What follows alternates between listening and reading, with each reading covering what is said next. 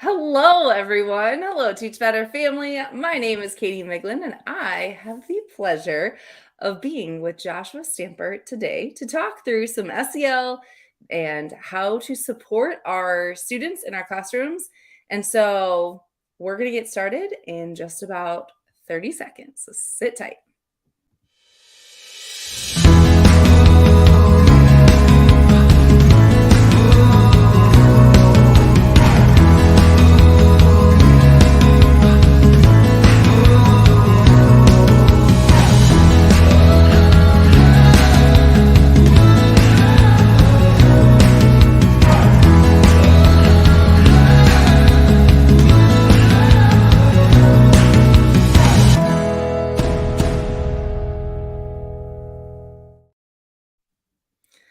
Hello, my name is Katie Miglin, and I am with the Teach Better team. And today we're going to talk with Joshua Stamper on some strategies on how you can build a trauma sensitive classroom. And hopefully, these strategies are things that you can implement almost immediately in your classroom and make you more aware of some things you're doing with your kids. So, Josh, welcome. So excited we get to do this together. Thank you, Katie. I appreciate you so much kind of being the MC today for this session with Remote edX. I'm so excited to talk about the five strategies to build a trauma sensitive classroom. Yes. And if you have not had an opportunity to check out one of our Remote edX kind of little tips and tricks videos that we've had out about monthly, these are meant to provide just kind of quick tips that of different things that you can take back to your schools and your classroom. But it is all with the Remote edX grant that we are working with in Ohio.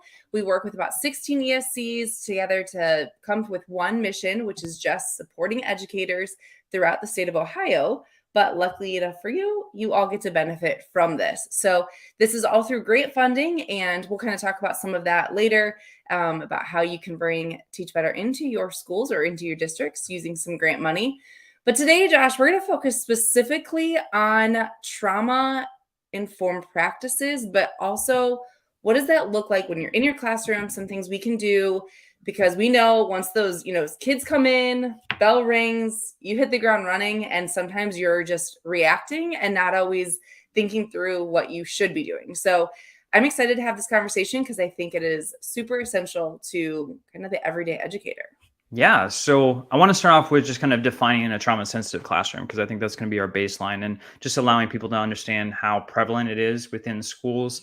There are plenty of companies that have done a lot of research. I love using Echo. It's a company out in the United Kingdom, and they just do a phenomenal job of really taking on data and presenting it in a really easy way. And what they have found is that 70% of students across the world have at least one form of trauma. And I think that's really heavy for a lot of educators to understand that it is actually really prevalent in our classrooms. It's the majority, not the minority. And so with that, I think it's just something that we have to have in the forefront of our minds at all times when we're working with students and behavior specifically, to understand that a lot of our kids have gone through just some atrocious things in their lives. They have gone through not only traumatic situations, but chronic stress, where it's something that's constant within their lives and is affecting their biology. And so, I really like to kind of start with that just so that folks understand just that it's something that's occurring in our students' lives every single day. You may not see it from the outside, but it's there, and they're really just in this survival mode every single day. And a lot of times education is not something that they're really focused on. Some of the essentials that they need, maybe it's neglect, maybe it's abuse. There's a lot of forms of trauma that our kids are going through. And I just like having at least a few strategies that I can present for folks to understand that, they need to have some type of tactics and procedures in the classroom to work with students with trauma. Well, Josh, I think you brought up you said a specific statistic, but just the idea that trauma is a majority, not a minority, is honestly kind of shocking in its of itself. And I know you and I have had conversations. We recently were in Texas and you were presenting on this. Yeah. And I think what we often think trauma looks like isn't what we actually see. And I think that's really important too. We literally, everyone in the world just got off of COVID. That it of itself was some level of trauma because our lives were disrupted. And whether, we think that our kids live this picture perfect life where they were baking cookies and banana bread every day at home with two parents who were active, it doesn't matter because it still impacted their life. It's still something in the media, still something we all were impacted by. So I think that statistic, honestly, is just so shocking just to know that there's a lot of trauma that is very hidden in our classrooms. And so sometimes when we hear these trauma sensitive classrooms, I know I was an educator who would sit in these trainings and think, this doesn't apply to most of my kids. Well, that's not the case. And it's important to know that really the things you're going to share today can be applied to all students because all students could benefit from them. Yeah, Katie, you make a great point. And honestly, those statistics are only going up. What I just mentioned was pre-pandemic. And Right. right now, data is coming out as far as just the amount of abuse that happened, much like divorce has increased since the Mhm. pandemic. I mean, all that time together, locked in a home. I mean, obviously, you can't escape that. And some Right. of the things that you may have been able to get out of only increased during that time. So Right. I'm curious to see kind of what the aftermath of the pandemic was and what those numbers are, but I would assume that it's only going to go up. Right. Right. So when we look at kind of some things that we can do, I know that there are hundreds and billions and trillions of different articles you can read, and it almost becomes overwhelming. But you have kind of narrowed it down to some 5 like simple strategies that you can do. So where should we even start? Yeah, so I really wanted to be simple, keep it simple, right? So predictable and consistent practices. I wanted to start there. I think when we think of a student with trauma and the fact that they don't really get to choose their environment, a lot of things Right. are happening without their control. And so, what can we do to create an environment that they know they are safe in and that's predictable for them? So they're used to chaos and unpredictability. So what can we do to make it consistent for them in the classroom? So for instance, making sure, and I'm going to give an example. I had a wonderful teacher, science teacher in my last campus who every single day she was at the door, she was giving a smile, she was either giving a hug, she was high fiving, she was doing something. And we all know the statistics, right? 40% increase engagement if you are just greeting at the door. So she did that every single day. Then she also did a little song and mantra for a classroom, and there was hand motions and there Mhm. was a song. The kids loved it. It was a bunch of sixth graders. And then in addition to that, she did brain breaks every single class. She also did a relationship activity so the kids got to know each other and her. And that was something that was consistent every single day. And her behaviors were not out of control. I never had to go to her classroom for anything. And I think one of those things was that she had a predictable schedule. She Yep. had these things that were consistent every single day. The kids absolutely loved her class. And science can be a tough subject for students. And the grades were always high. I thought also something that she did really, really well was a two-step transition. And what she would always do is that if there was something that was going to be a hard task for the students, she always would do some intermediate activity prior to. And I'll give you an example, maybe for elementary. Let's say the students are going out to recess. Mhm. Obviously, they're pretty amped up. They're wound up. They're hyper. They come in and let's say they need to take a quiz. Well, instead of just saying, hey, sit down, get your pencil out, and we're going to take a quiz, you have a transition activity. So maybe it's coloring a picture. So they're getting some of the materials out. They're still active, but at a slower rate. And then that also is helping them get the behavior that you're seeking and that momentum into what will be the task, which is a quiz. And I think if we're Love that. intentional about our transitions, I think that will kind of help with the predictability and the consistent practices that we need. Okay. So being mindful of transitions, but also providing the structure, which is honestly helpful for adults too. I mean, it's Yeah. really helpful for everybody. So, I think it's a kind of an easy thing. And sometimes we think we're being, I remember being like a younger teacher and thinking like, oh, I want kids to just like not anticipate, but just participate and kind of be in the moment. But really, we find that's not really how minds work best. They need No. the structure, they need to know what's coming, but then also providing that time for the transition to happen in a natural way is also super valuable. So, okay, that one's easy enough. Be mindful of transitions and structure. Okay, what else? All right, so establish a safe classroom. And I kind of mentioned this before, but there's a couple ways. I'm going to give you 3 different strategies that we implemented on our campus to kind of help with the safe classroom environment. So one being a relationship agreement.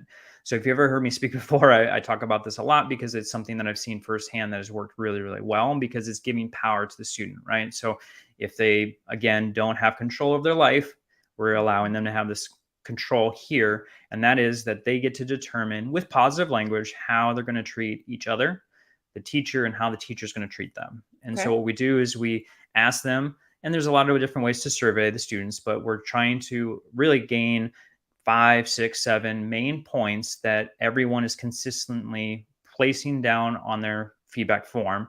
And then we're trying to then place it onto a piece of paper, poster, whatnot, so it's visible for the students. And then, of course, you can do something like the whole class signs it or Hmm. something where they're all agreeing to the relationship agreement.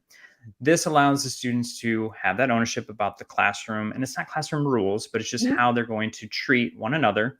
And then it's something that you're constantly referring to. It's visible. And then also, it's not set in stone. It's something that can be manipulated and changed as the year goes on. So, a lot of times, students are very honest and they'll tell you exactly what needs to happen in the classroom. And so, if that's brought up, then the teacher has the opportunity to go back to the relationship agreement and see if the entire class feels the same way. And if it's something that they agree upon, then you can add it to it. And what I love is that the students eventually get to the point where they start to take control of others and saying, like, hey, you're not doing what the relationship agreement says, we need to start paying attention to the teacher, fill in the blank, whatever the behavior is. So relationship agreement is huge in regards to creating a safe classroom environment because everyone knows what's going on, what's expected in that classroom. Hmm. And that goes kind of back to the consistency piece. Then the regular classroom meetings or check-ins is huge because what that allows the teacher is able to kind of gain insight on where the student is prior to the lesson. And there's a lot of fun ways you can do this. Sometimes Hmm. it was just as easy as a 1 to 10 rate, right? So Hmm. like 1 being the worst day, 10 being the best. Where do you fall? Well, if a student's at a 2, you're going to treat that student a little bit different if they were Right. a 8 or a 9. Right. And that just kind of gives you an idea of where they're at. Or, some of my teachers were even more advanced and they would have Google forms that they would fill out. So they understood, okay, maybe it's a resource piece of, oh, I didn't eat last night. If I could have a Hmm. snack right now, I think I'd be more successful. Or, you know what? I don't feel like learning because my parents were fighting all last night. Yep. And I would rather go to a counselor right now to kind of work through that before getting into a lesson. So Hmm. those check ins really gave some clear information about what's going on with our students that our teachers wouldn't be privy to if they didn't do something that allowed the student to feel safe enough to share what resources they need. And the last thing I'd share is just recognizing the positive behavior as much as you can. A Okay. lot of times in education, a student will hear the word no about 1,000 times in a day. So, True. what is it that we can amplify and being helpful? And I talked about that science teacher. That was something that she was marvelous at. She would constantly, throughout the entire lesson, just shout out praises of all the different things the kids were doing. And it could be something as simple as just sitting down in their seat to sharpening their pencil at the appropriate time. So whatever the small little pieces were, she was constantly giving helpful and like wonderful praise for just the smallest things. And I honestly felt like the culture in that classroom changed just because there was so much positive language that was constantly being used. Okay, that was kind of a lot within one strategy. But the comments are amazing. Andrea is talking about a Google form, and this I thought was really interesting that you shared this because I remember doing something like this, but something so simple that I, just thought of as you were sharing is if you teach students that have phones on them, creating a QR code on your board. They come in and scan it. And as you're kind of getting class settled, they quickly fill out maybe 5 questions, something as simple like, how are you? Rate yourself. And it's such an easy way to get information you wouldn't get if you just asked them to tell you, because we know kids are kids and they don't necessarily want to share things out loud, or they maybe it's hard for them to put in words. The same thing it is for adults. We struggle to sometimes be honest with somebody else when they ask. And so this gives them an opportunity to like be open and share, and then what you can do and how you can approach that student.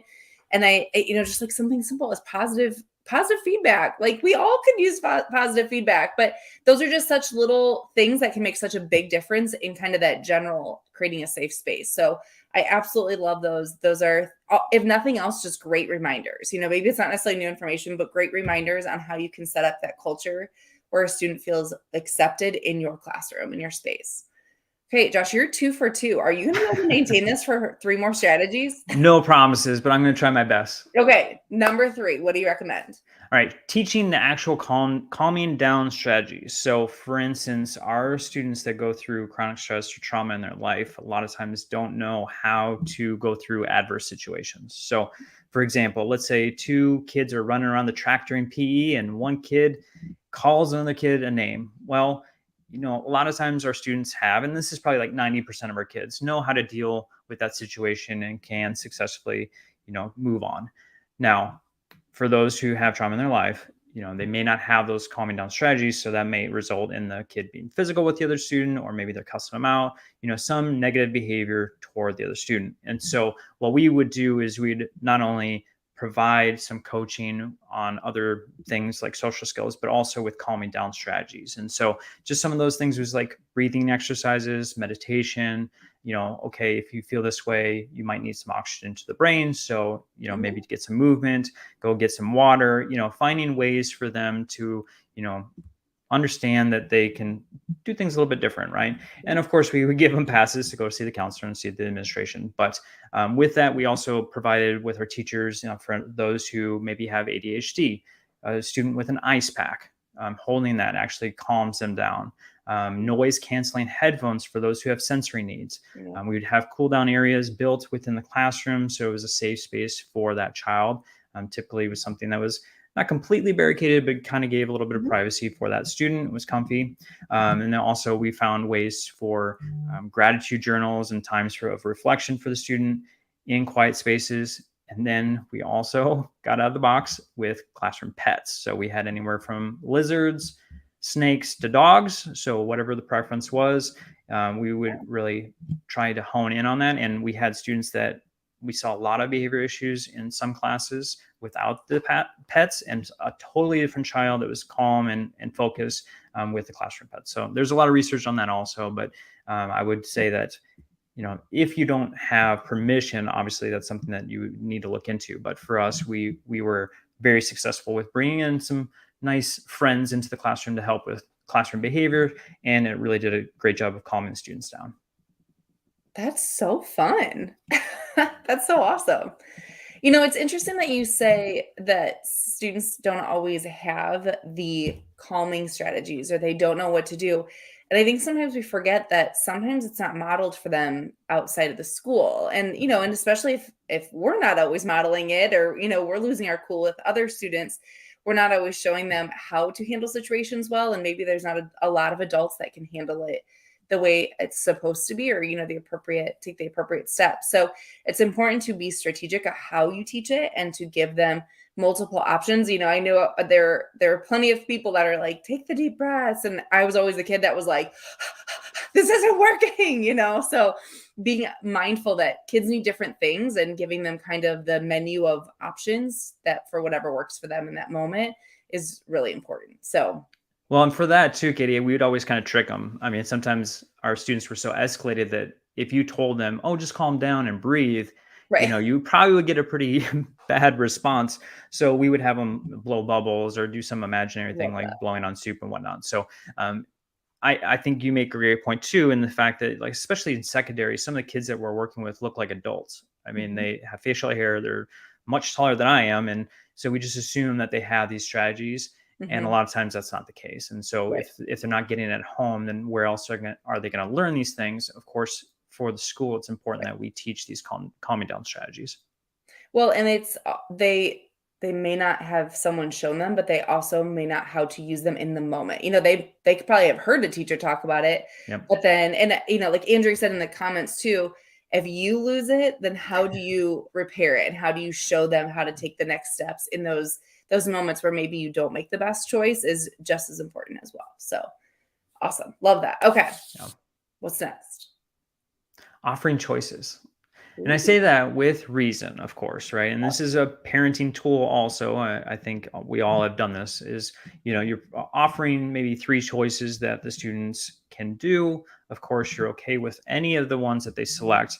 And this is kind of a love and logic kind of mhm, procedure if you've ever gone through that training. But I think offering choices, and that falls in line with the idea that with the unpredictable and the chaos that they're ensuing in their lives, that they want to feel like they have ownership, that they have mhm, control over their life. And this just gives them an opportunity to do that. And the more we can offer choices, the absolute best situation it will be for the student. And that goes for adults. I mean, everything mhm. that we're talking about, I mean, if a student went through trauma in their life, they're eventually going to grow up and they're going to have those Right. scars. And the offering choices is great also if you're running a staff meeting. So I think anything that we're using here can be used both with students and with adults, but offering as many choices as possible throughout the class is going to be beneficial for you. And I want to remind people what you said. Offering choices you are okay with. You have to be okay with all three because we can offer a ton, but if you actually only want them to do two, well, then it loses its value because Yep. when a kid picks the wrong choice, you're like, oh, never mind. So making sure that whatever we give them is a true option that they can truly take and act on. And if we're not okay with it, it can't be on the table. So, And it doesn't need to be 10 things. It can be right, two. right, exactly, right. Yeah, Very cool. Okay. All right. This has been really good. You got one more? You still got it in you? I do. All right. I'm, Let's do I'm this. excited about this one because it kind of goes in line with what Andrew was talking about, which is don't cause additional trauma. So if you lose your cool, obviously you're going to have a negative situation. It's going to be something that is going to break down the relationship between the teacher and the student. And then you're potentially not going to be able to get back to where you were before. So I think it's coinciding with what you were talking about too, Katie, as far as modeling. Obviously as an adult, we go through adverse situations all the time as a teacher, as a counselor, and an administrator. How are we going to go through that situation and model the appropriate thing? And if we do, let's say we do lose our cool, how are we modeling how to fix and repair that relationship Mhm. so that the student knows what to do also in the future if that happens? So main thing is staying regulated, just like in parenting. Sometimes we, as the adult, need to take a break, get away from the situation, maybe do our own breathing exercises to then Mhm. come back and be more efficient and effective.